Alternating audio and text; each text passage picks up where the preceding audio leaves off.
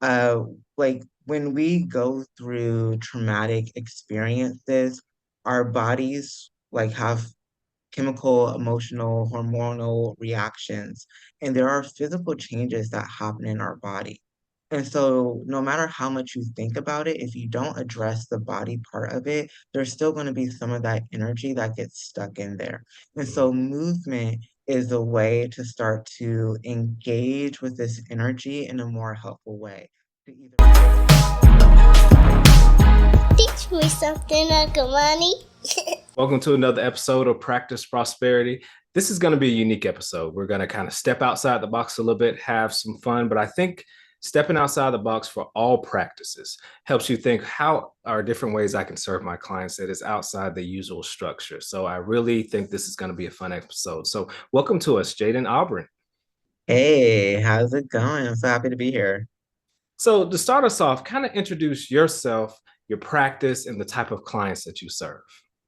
Absolutely. So I'm Jayden. I use they, them pronouns. I'm a Black, Indigenous, queer, non-binary healer. I practice psychotherapy, coaching, and personal training. And so I have two businesses, Price Consulting and Therapy, where I specialize in somatic and decolonized therapy. And I also do DEI consulting, mental health consulting, and offer clinical supervision. And then my other business is Chaotic Healing, where I do holistic health coaching, and we're focusing on, mental, physical, sexual, spiritual health, and also personal training. So really getting the full whole body in a way that like I can't always do in therapy due to licensure restrictions. But yeah, so mostly I'm working with people who've experienced a lot of trauma, either like traumatic events or complex trauma. I also work with a lot of marginalized folks, trans and gender queer folks. And yeah, I'm working with them on building a better relationship with their body and essentially living the life that they want to live. So how did you get into there? So you went to school and everybody has a choice. Where am I going to specialize? Who do I connect with? What was that process for you? Yeah. So even when I was in grad school, getting my master's in social work, I knew I wanted to work with trauma. I was like, oh, just like, a 6 week anxiety depression client, I'm gonna get so bored so quickly. So I was like, give me the substance use, the psychosis, trauma, all of that. And I was specifically interested in personality disorders and borderline personality disorder. Mm. So I studied a lot of that, and borderline personality disorder is just a manifestation of complex trauma. So by focusing on personality disorders, I innately ended up focusing on trauma in my studies. And then after I graduated, I moved out to Seattle and I worked in a crisis center with a lot of individuals who were experiencing homelessness or really intense mental health or substance use issues. So I worked with them, giving them acute, 14 to 17 day, you know, care, like treatment, and then sending them on their way. Eventually went into case management and mental health with the same population, and then became a supervisor there, and then left and went into group practice after that, and kept working with the really intense clients. My boss was like, "You like the intense ones? Great. Here you are. Here you go. You can have them all." I was super happy with that. And yeah, so by the time that I started my own practice, I just had a lot of experiences with trauma and psychosis and substance use, and ended up specializing in that. And then also being non-binary myself. I attracted a lot of trans and gender queer folks, so ended up specializing in that as well. So what is your kind of transition from client to client process? Because you're taking on those intense cases. I've heard folks, they have to wash hand in between sessions. Are you able to bounce from client to client without having some type of like mental prep process? Oh man. Yeah, so at this age, I'm getting older, right? So I can't see as many clients in a row as I used to. Mhm. So I really try not to see more than three therapy clients a day, for sustainability. And I definitely don't like to see more than two in a row without a break. And in between clients, sometimes I just dissociate and stare at the wall and enjoy not taking in any information, right? Just Yeah. silence.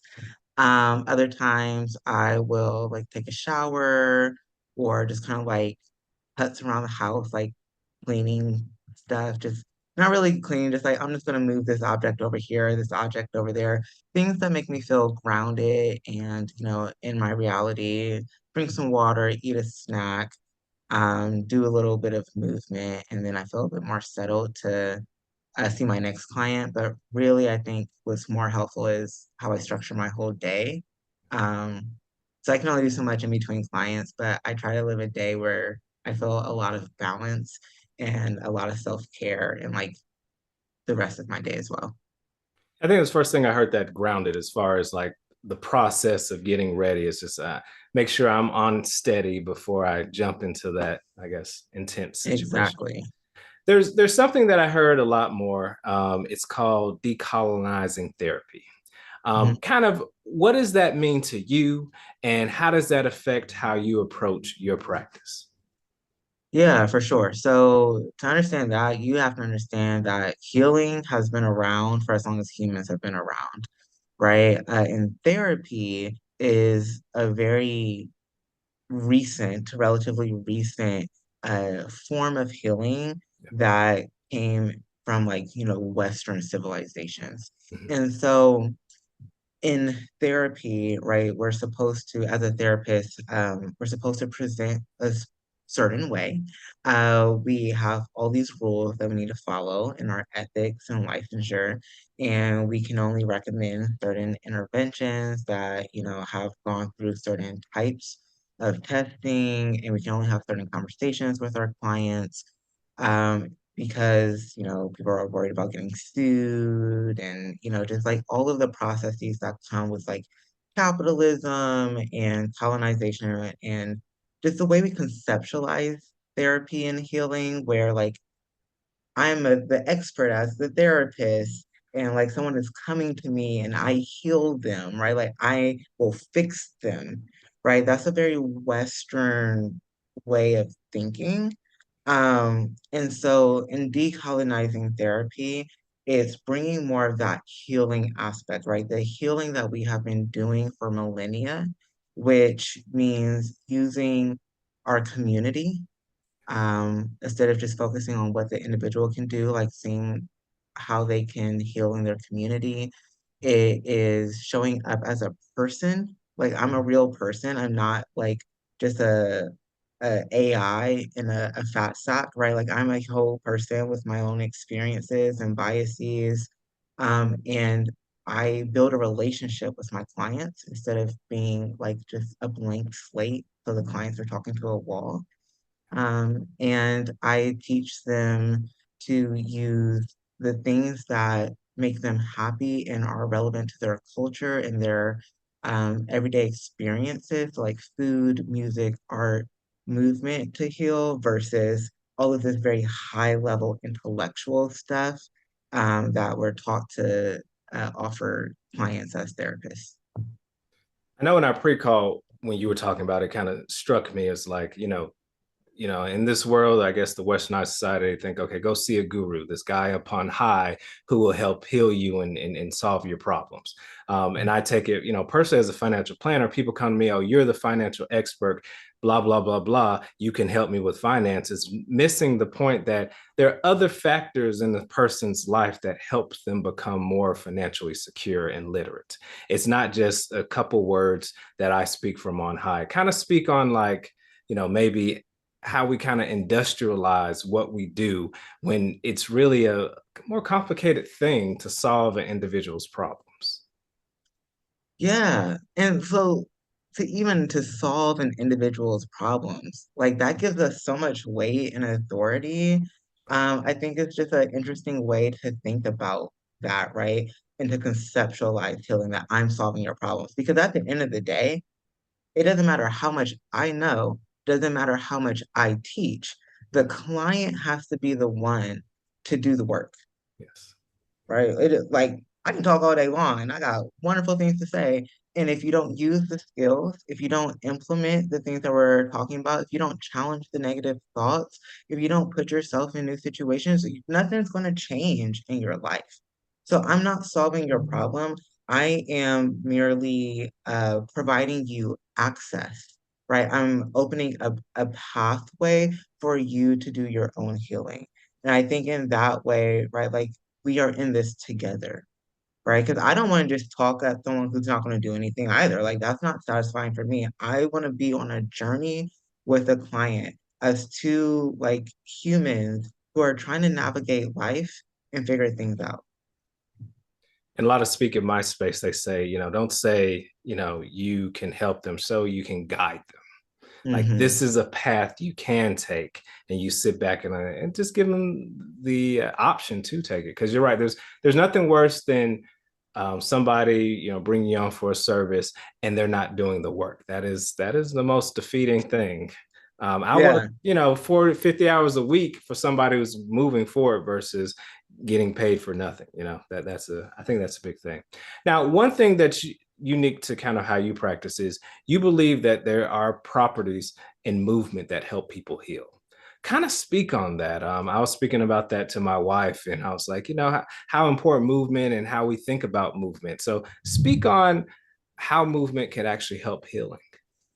Oh man, yeah, this is like my main specialty. This is what I train other therapists on, and I'm hoping to do like more standardized research on this.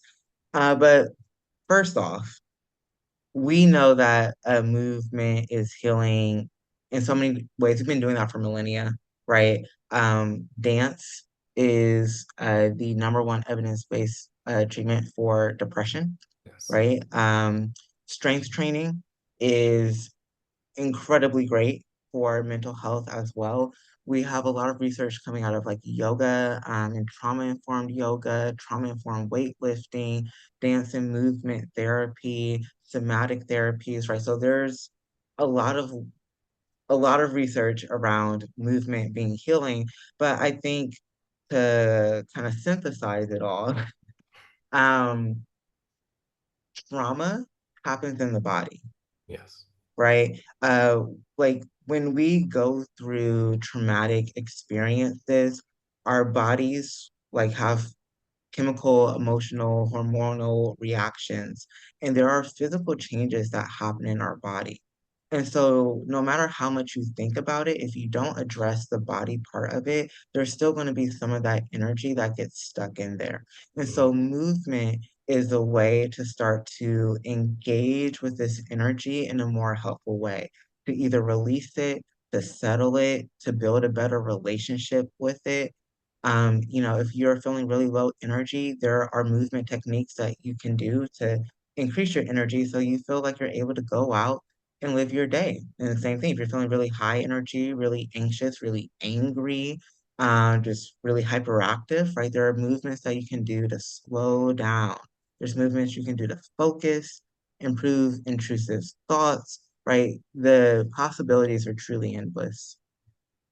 Why do you believe this is not presented, let's say, earlier on in our lives, especially people who they perceive have ADHD, are hyper, who need help focusing, and even adults that go through things like, why is this not a staple in the Western world?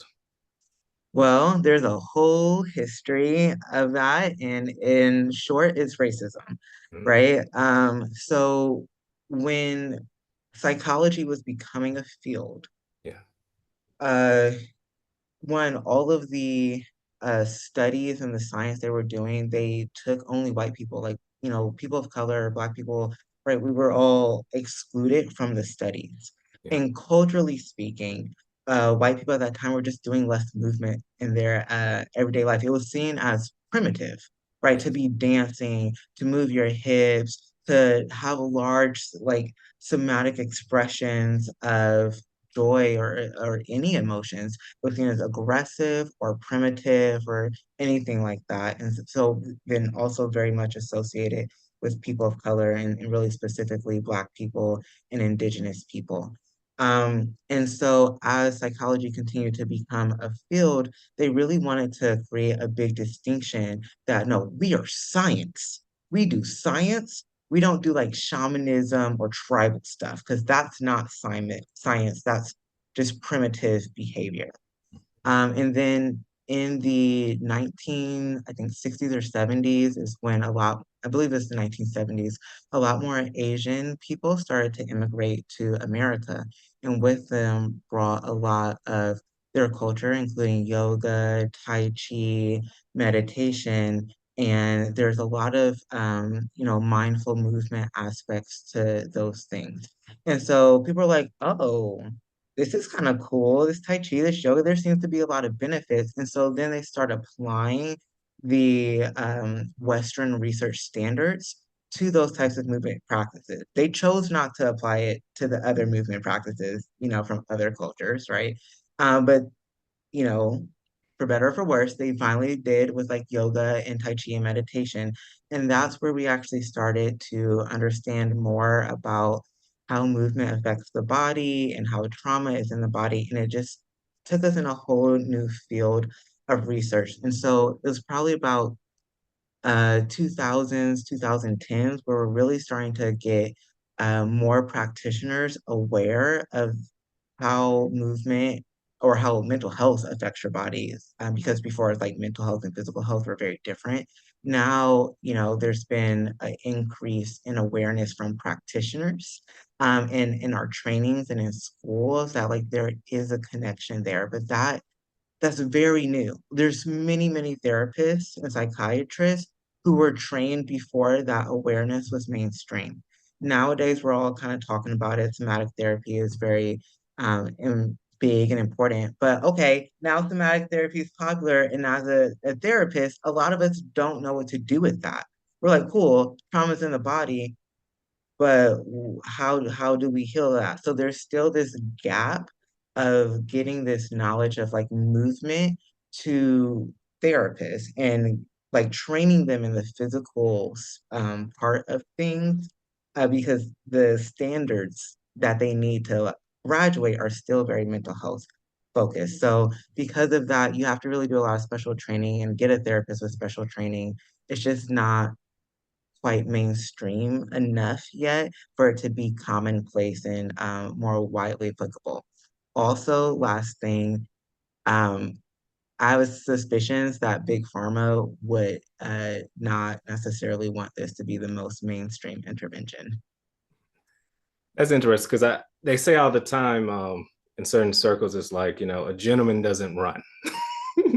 When sprinting is one of the best things you could do for yourself. It's amazing what we culturally tell ourselves. What do you think is the biggest holdup of having a big part of therapy, some level of kind of physical intervention? Like, what is the holdup? Is it just that what they're doing is making money for a lot of people, so we're not shaking up the cart? Or is it that, this could actually have true healing, which would reduce our business model? Like, what do you think about that? Yeah, I do think that there's just so much history and like status quo around coming in and talking about your feelings that it's really hard to change that type of status quo.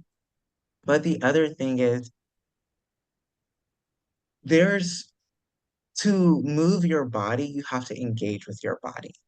And so many people are dissociated from their body for a lot of different reasons, right? When we experience trauma, we experience a lot of stress, we dissociate out of our bodies. We don't feel our bodies. So then to try and move it can be really dysregulating. And it Mhm. takes a lot of skill to help someone learn how to move their body. Also, when we talk about movement, well, a lot of us have really poor relationships with movement and exercise, right? We correlate movement and exercise as something that you do to lose weight. And there's a lot of stigma and shame around like the ability to move or lack of ability to move. We're seeing a rise in chronic health issues and autoimmune disorders, which can impair someone's ability to move. And so people think that movement is not for them. And so we have to also repair that relationship with movement before we can really help someone start moving with their body. And also, all of this applies to the therapist too. If a therapist has a really poor relationship with exercise and movement, they're going to really struggle to coach their client to have a good relationship with exercise and movement. That's a good point. Now, on a more lighter topic, you do something, you introduce, they call it twerking into therapy. Um, Mhm.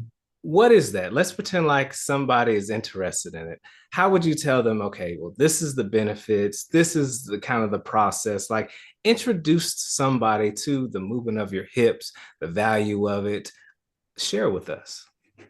Okay, so for those who don't know, twerking is a dance style that comes from like Black and Caribbean folks, and it's very hip and centric or hip and butt centric, right? So a lot of shaking your butt, moving your hips. It's really a leg workout. A lot of people think it's just like just the butt. It's your legs really. It's just the whole lower half, right? They're working. But it does require a lot of mobility and movement of the hips to get your butt to move. And that is really important and really helpful when trying to heal trauma because a lot of trauma is stored in our hips. When we get stressed out or traumatized, we have particular muscles, our psoas is one of the main ones, that tighten because it prepares to run away, like running from a tiger or to freeze. And so it tightens. If we don't release that trauma, it stays tight. And so this is also exacerbated by the fact that a lot of people sit um, all the time. Like we don't really move our hips as a society. There's a lot of shame and sexualization and stigma around like hip movement. So all of those muscles get really stiff and tighten up. And the body works bidirectionally. So even if your hips are only stiff because you're sitting a whole bunch, your body will process that as, oh, you must be in danger because those muscles are stiff and we make the muscle stiff when we're in danger. So you must be in danger. So to tell your body you're not in danger, it's really helpful to loosen up those hip muscles and gain mobility, some strength, some flexibility. And so twerking is a really fun way to do that. You're moving to music, is rhythmic, and those have their own like separate benefits for mental health. But it's a fun way that often with friends as well, you can start to learn how to move your hips, loosen up those muscles.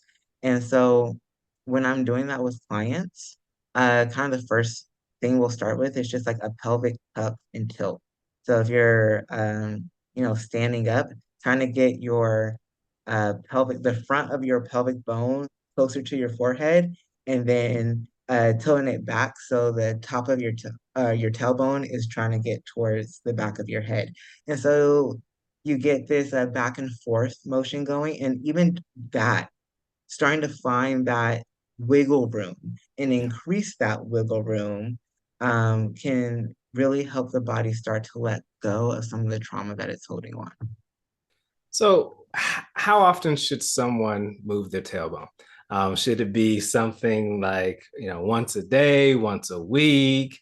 Is it different for different people? Like, if you're recommending a treatment process of movement, how often are you telling people to move around?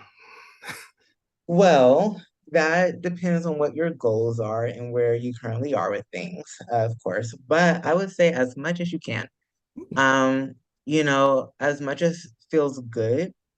So if you sit at a desk all day, every time you go to get up and grab some water or go use the bathroom, that's a good time to do a little shimmy, do a little wiggle, right? Because you've just been sitting in a sedentary position for a long period of time. It's like when we get up from the bed, we stretch our body out. It feels good. So when we get up from sitting, it feels really good. It can feel really good to move our hips.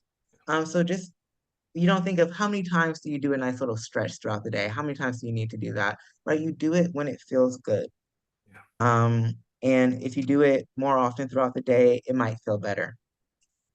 Now, help folks separate the sexualization of moving your hips, versus the actual, this is a thing that is good for you. Like, Should we separate it, or should it be the same thing? See yourself as one whole person? What do you think about that?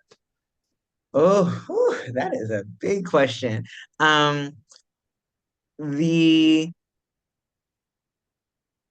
I think that we can't really separate them because one, we are one whole person, and two, it's just a reality that we live in a world that when we move our hips, especially in front of other people, we have the opportunity to be sexualized. Is that right or wrong, good or bad? It doesn't actually matter because it's what's happening, right? So we do need to be aware that that is a reality. So if you go to the grocery store and you feel stressed out and you start shaking your hips, like, and you get some weird looks from the creeper down the aisle, like I don't, that's probably not going to actually make you feel more safe and make your body feel less stressed out. So we do need to take in safety and environment into account when we're talking about these things. But on the other end of the spectrum, let's be more sexual, right? We are sexual beings. Um, it is okay to embrace our sexuality. If you know how to move your hips, I can guarantee you, you're going to enjoy your sexuality way more. It's better for everyone involved. And so, again, there's a lot of reasons why people are not doing that, and a lot of it's Mhm. based in trauma of like sexual trauma or shame. Um, and I think for holistic healing and living a full holistic life, like that includes sexual health. Gotcha. That makes sense. So let's transition to the business side. Yeah. So you were working and you decided to make the leap to join a group practice. What were the emotions? What were you thinking? What was going on during that time? Well, yeah, I was a supervisor at a very large nonprofit, managing a team of 11 people and doing a lot of DEI work and working primarily with the homeless population. So, it was a very difficult job. Mhm. I also took that job February of 2020. So I had no idea what I was getting into. And since, homeless people are still homeless during 2020, so I was still at work. So I was pretty burnt out, and ready to leave that job. And so what I was thinking, was I wanted to have some more balance in my life. I was also doing a lot of free diversity, equity, and inclusion labor at my job. And I wanted to stop doing that for free. So I got a job at the group practice where I only worked 4 days a week. And on the fifth day, I opened up um, my business. Then it was just Tice Consulting. And I started to do some freelance consulting work for organizations and started giving trainings on topics around diversity, equity, and inclusion. And my idea was just balance. I wanted to start finding balance and I wanted to start honoring my worth and my time and kind of holding others accountable to doing the same. Yeah, yeah. I think that's good. Did you always see yourself as an entrepreneur, somebody who brought in Absolutely real? not. Absolutely not. I remember even in grad school, I was like, I'm never going to own my own private practice. What? Are you kidding me? Run a business? Never. I absolutely never thought it was something that I wanted to do. And I honestly never thought it was something that I could do. I still think today, like, I own two businesses. Like, how the heck did that just happen? Yeah, yeah. I think it's and the many hats you have to wear too, right? That's amazing. Yeah. So you're doing this group practice, you're having your practice, your individual practice on Friday. Like one of the perks, especially if you do your practice on Friday, is you get to decide what you charge. What was that journey like for you? You're going from a place where you're getting a paycheck, now you are setting the price. What happened? Yeah, it's an interesting journey. I started off kind of Googling what were standard rates for these types of services in my area. And then, going down Google rabbit holes, like how do you price things? Help. I can't possibly ask anyone to pay me this much money for an hour of my time. Yeah. Um, but I took the advice of people on the internet, which was, you know, don't charge the lowest thing because people won't take you seriously. You gotta take yourself seriously. So kind of that honoring my worth, um, value that I had going on. And I did the scary thing and I charged a higher price than I wanted to, lower than definitely what I'm charging now. And just saw how that went. And I Mm. think that, as I started getting gigs and realized that people were willing to pay that, I started getting a little adventurous and like, well, would you pay a little more? And the answer was yes. And I was like, oh, okay, I can do this. Yeah. So you turn into a capitalist, is what you're telling me. We got to survive in a capitalistic society. Understood. Now, you decide your pricing, but when you're in a private practice, you design your services, like specifically how I'm going to approach the market. Like, how did that evolve and how did it start off? Yeah, yeah. So, you know, in my journey as a healer, I'm always thinking about helping my community and people who are often just not being helped Yeah. by the status quo therapist. I know because when I was a kid, I wasn't helped by them, right? So uh, I want to help fill that gap. And I also realize a lot of those people don't have a lot of financial means. Some do, right? Yeah. But a lot of people don't. A lot of the people I enjoy working with don't have a lot of financial means. So I did take insurance for a very long time. Um, and then I decided to move from Seattle to Spain.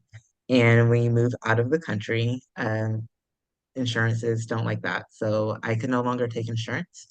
And I had to think a lot about what my private pay rate. So I'm on the low end of average of the states where I am licensed, which are Washington and New Jersey.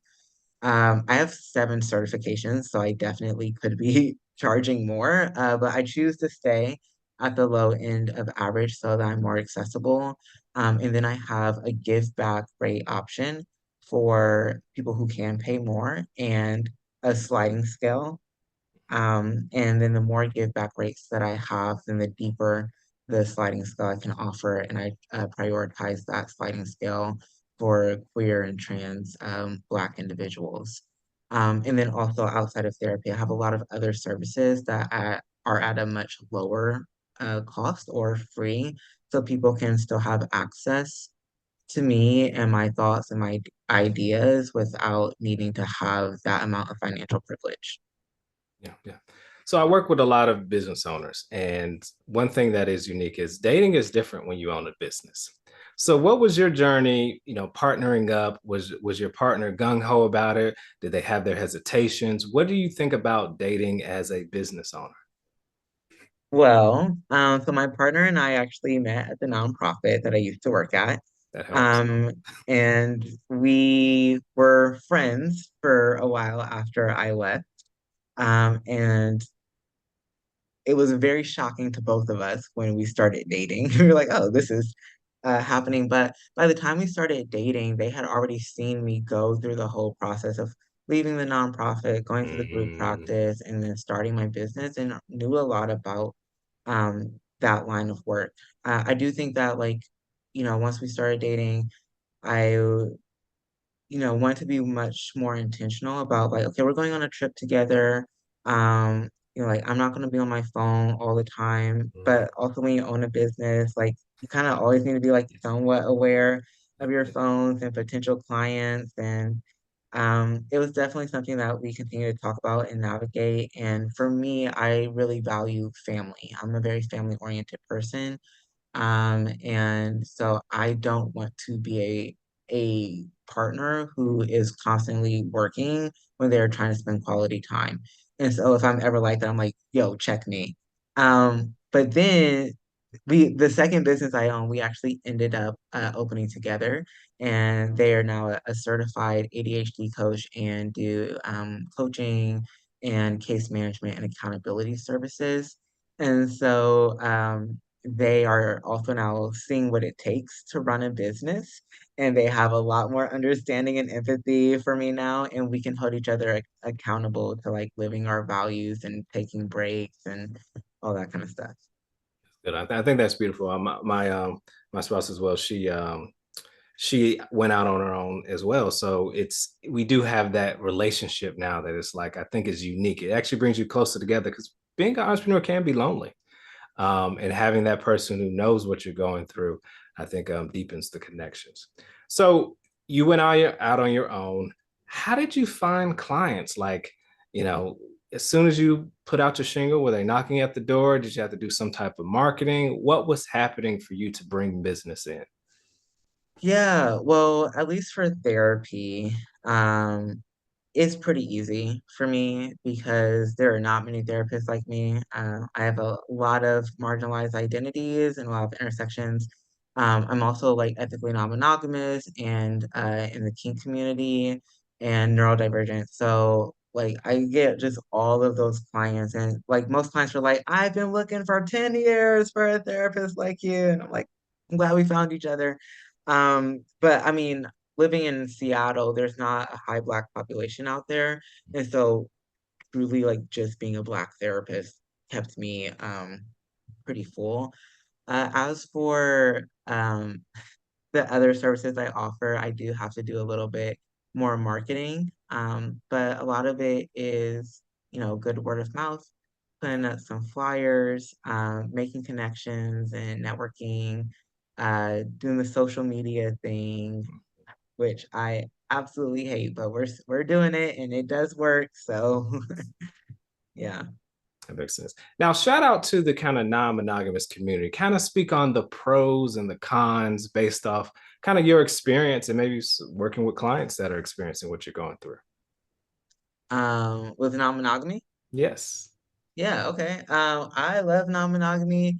Um, and I think that everyone should at least be aware of it because I don't think you can make informed consent of a relationship structure if you don't know all the different types of relationship structures there are. If you think monogamy is the only way, you didn't actually consent to that, right? You gotta at least consider the other option for it to really be informed consent.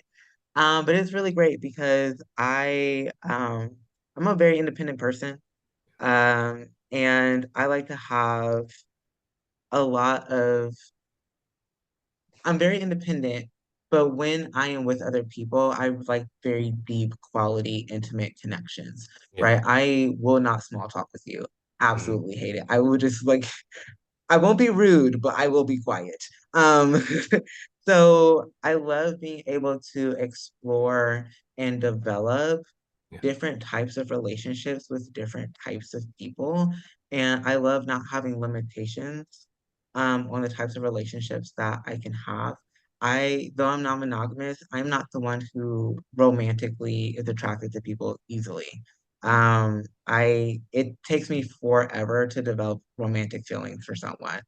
Now, other types of attraction, different story. But it's really lovely for me to be able to say, oh, I want to explore this type of attraction, but not that type of attraction, or I want to have this type of intimacy, but not that type of intimacy. Or actually, I was really happy when we were just doing this, but now things are growing, and I want to start a business with you, or I want to do this or that. Like, there's just so many options, and it feels so freeing and fulfilling to know that I get to choose the type of relationships, like actively choose the relationships that are going to bring me joy, and that they are actively choosing that as well, Mhm. right? It's really lovely.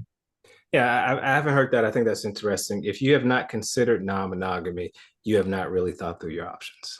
And you could be captive by your own, I guess, limited understanding of what's out there. I think that's a beautiful thing. So that's pretty cool.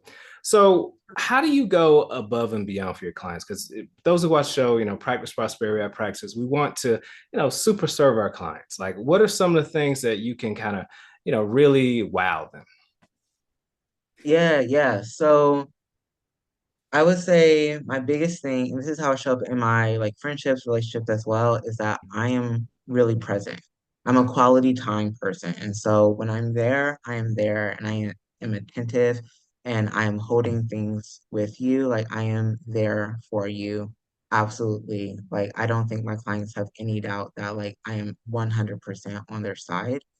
But the other thing is, I'm a huge nerd. I love learning things, and I really care.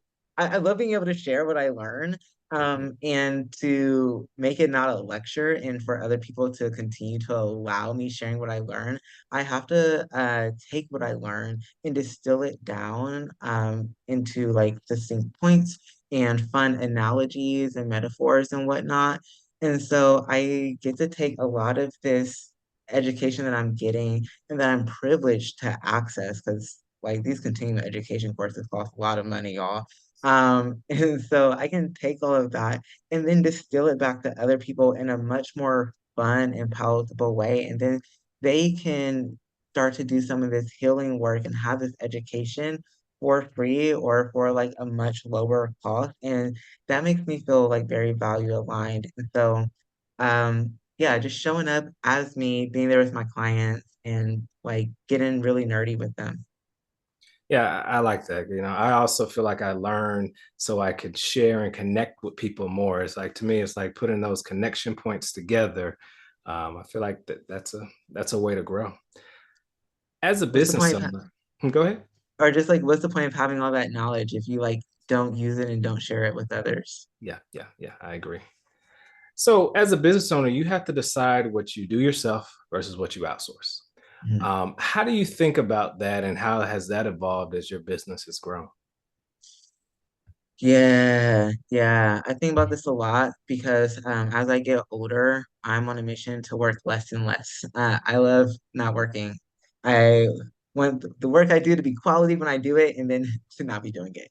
And so, when I'm thinking about what to outsource is what are the things that do not bring me joy and what are the things that take up a lot of time. And so for me, a lot of that is like the marketing, social media, taxes, all this stuff that's not actively helping other people heal. I'm not that interested in it really. Um, and how do I do that? Well, sometimes I offer trades. So like I'll do a personal training session if you're gonna post some flyers for me around the city or something like that, or even just like research what the trending sounds on Instagram are right now and give me ideas for content. Um, but then, I'm always looking at my finances of, if I make this much money, if I'm getting this much profit, like how much of that can go back into the business. And ideally, one day I'll be able to, hire someone a bit more long term to support me in that way. But, we got to make the money first. Yeah, yeah, that is definitely a thing. So now, one thing that you do is you do kind of group workshops and group work. How did that come to be, and what have you seen the pros and cons of group work? Yeah. Well, I don't know. I've been doing groups for so long. My very first certification was in school social work. And so in the school settings, we ended up doing a lot of groups, did a lot of parenting groups also. I don't know. I've just been doing groups for as long as I can remember.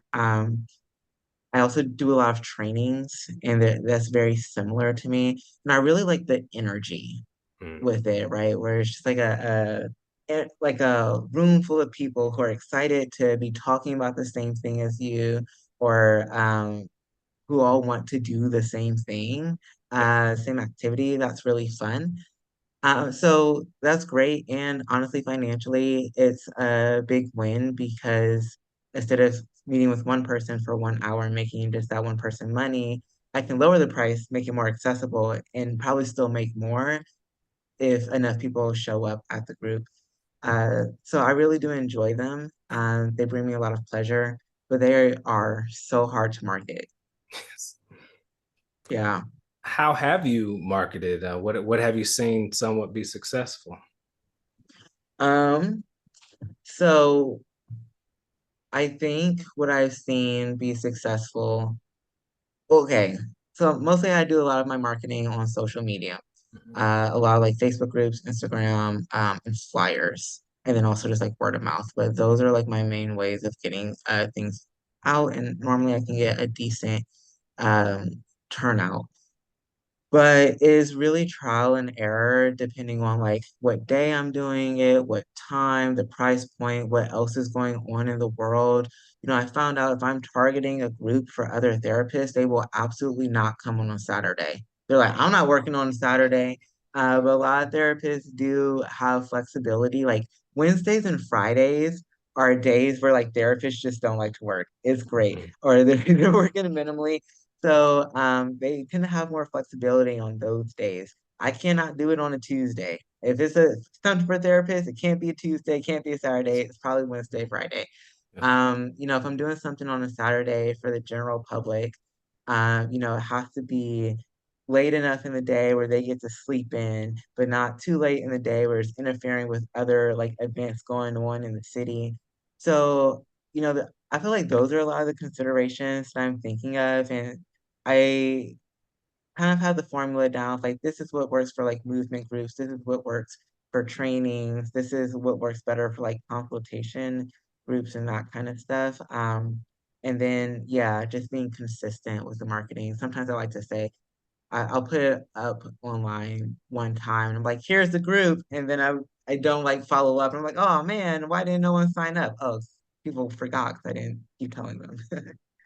What platform are you using? Are you using Evites? Are you using Facebook groups? Like how do you facilitate both the group and the payment? Because that payment's important, right? Yeah, so I've been using Acuity because it comes through Squarespace, but I am thinking about switching over to Calendly. So now I have a second business. It's like nice where I can try multiple things at once. And so those are the two platforms I'm using right now.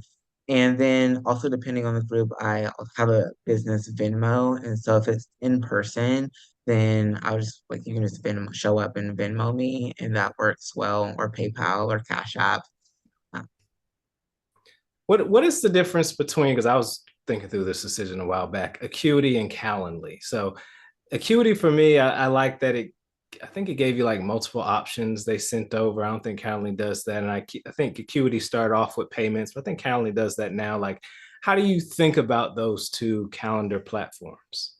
yeah, yeah. I think Acuity has like more functions for like consent forms, which is actually really good for me as a therapist where I have to put like disclaimers and stuff. Um, and I really like that they have more options for discount codes. Okay. And so if I'm trying to make something accessible, like that's really great. Acuity, you can kind of do that. There's like a workaround by like duplicating the event and having like another link. It's just a little, it's not as seamless and it's not as transparent with like the discount code. So not as big of a fan there. And you can add in questions in lieu of like consent forms that Yeah. people have to mark yes or no. But there's a word limit on that. So you just have to like make those like concise. So those are the main like functional differences. Otherwise, I think I like the appearance of Calendly and how it shows up on the website much better. And Calendly is much, much, much, much cheaper, which is lovely. Yep. And cost means something. Yes. Um, let's say somebody is interested in learning more about movement and therapy. Like what are some resources you would kind of guide them towards? Like this is the expert, this goes to this area. Like how does somebody become more aware of this area of study? Yeah, yeah. So I would say starting with somatic therapy. So the big names there are Peter Levine, Gabor Mate, Gabor Mate, Janina Fisher, um, Ariel Schwartz. Oh, and I'm missing a couple. But a lot of them are really big into somatic therapy and have done a lot of research in some of the somatic therapies like EMDR, IFS. sensory motor processing, somatic experiencing, all of that. Now, if you want to get more than just like somatic like movements and that somatic understanding, um, then I would say look into trauma-informed weightlifting or trauma-informed yoga if you're interested in those things. Otherwise, dance and movement therapy is also a whole field. So if you like dancing, that could be really great as well. Um, and like the trauma-informed weightlifting and trauma-informed yoga, like that is a whole they have a whole website and a foundation and a lot of resources there and social media. So there's tons of places to look. Gotcha, gotcha. And hopefully, I'll be able to provide some links so you guys can look at that, some of those references in the description. So, what does success look like for you and your firm? Like, if you say, okay, yeah, I'm really doing what I set out to do, what does that look like? What is your client load? Like, what are you doing?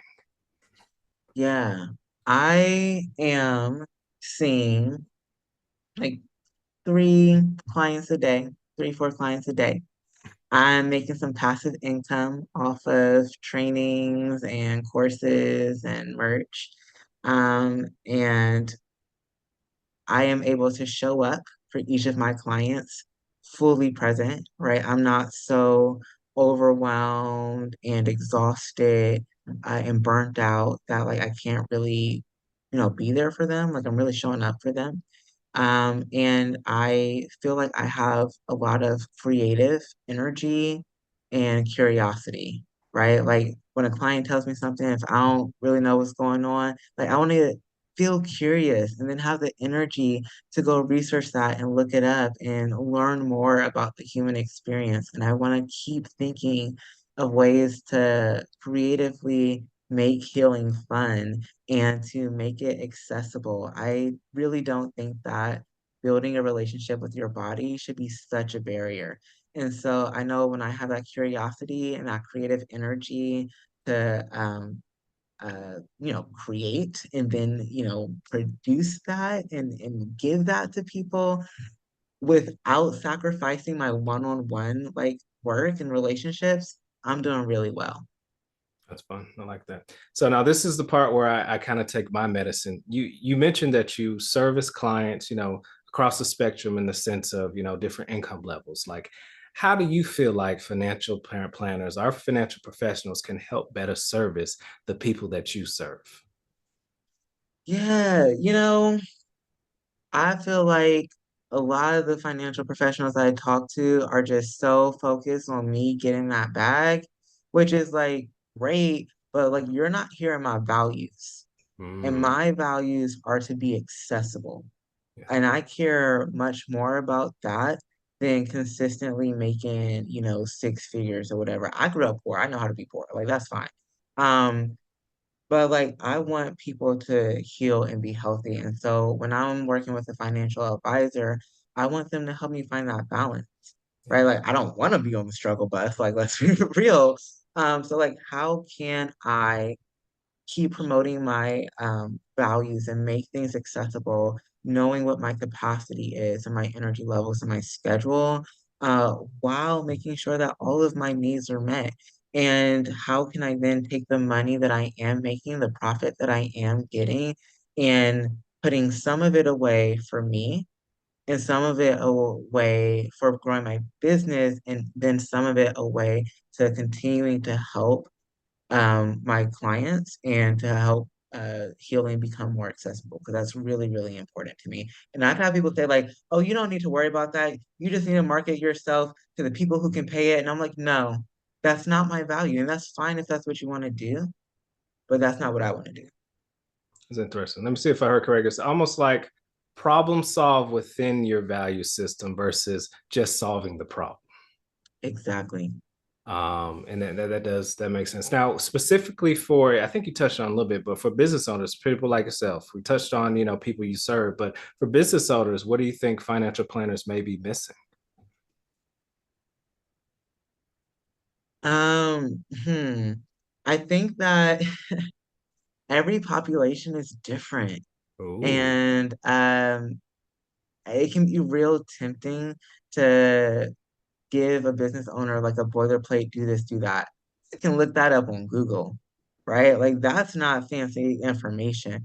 If I'm gonna hire and work and spend my time and money and energy working with a financial planner, I need you to understand who I'm working with and what's going to be most helpful to them. So ideally, that's actually some awareness, like some personal awareness of like those communities and what their struggles are and what their common, pressure points are, and how do you motivate them, and how do you market to them specifically? Like marketing to someone who a single mom with 3 kids that has a lot of trauma is very different than marketing to someone who has 3 kids but is married and middle class and uh, also a lot of trauma, right? Like even just that class difference in itself, right? That marketing becomes so different. And so if my financial advisor doesn't understand that, then they're going to be really limited in helping me. Yeah, I think that's right. I think that's the cultural sensitivity care and therapy is very similar in the financial planning space in the sense of, I don't have to know everything, but you at least darn need to be curious Hmm. and open-minded and show empathy. So I 100% agree. Now, if somebody said, I love love what they're saying, and I really want to, connect with them, how should they do that? Yeah, so I'm most active on Instagram. So I have two business accounts. So I'm at Tice, Tise Consulting and Therapy, and then also at chaotic_healers. So that's where I post a lot of my content, and you can just DM me and I'll respond. Otherwise, you can go to my website. You can listen to my podcast, Chaotic Healing with Jayden Aubryn, or you can go to my Patreon where I have a whole bunch of tips on like, healing with BDSM, food, movement, art, like ADHD, relationships, role plays with common therapy scenarios. There's a whole bunch of stuff up in there. Love it, love it. Well, thank you very much, Jayden Aubryn, from joining us. Like I said, this was going to be a fun episode. You delivered, so good job on that. And thank you very much. Yeah, thanks so much for having me. If you've been inspired to leverage your practice to create financial freedom, please schedule a consultation with Deasil Wealth Management. The legacy you dreamed of is a 15-minute phone call away from becoming a reality. The more I know, the more money I can make.